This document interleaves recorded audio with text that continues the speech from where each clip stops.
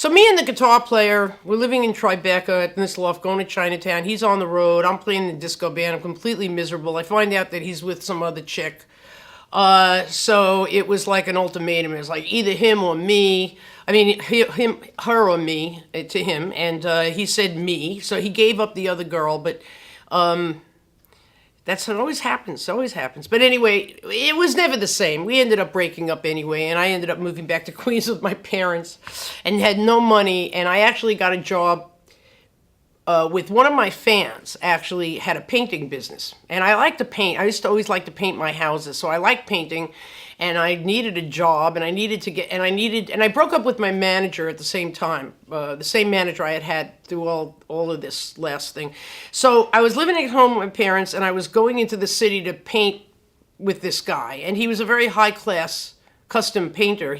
My first painting job was Calvin Klein's apartment, and my friends used to laugh because I had never had a job before. So he taught me how to paint. You got to understand, Calvin Klein's apartment, man, it was like 15 coats. Like it looked like it was all white, like shiny, glossy paint that sanded down, painted again, sanded down, painted again. So it was a very big job.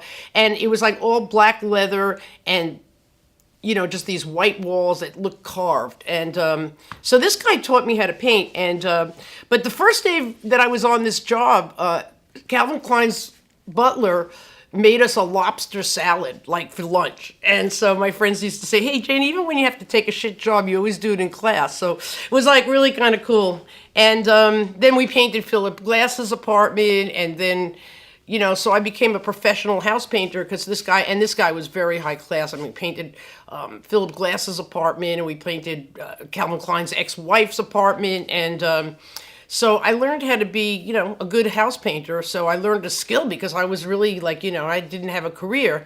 And I was at the same time putting together some demos and, testing the waters with some industry people I know just to get started again. And the story goes on from there.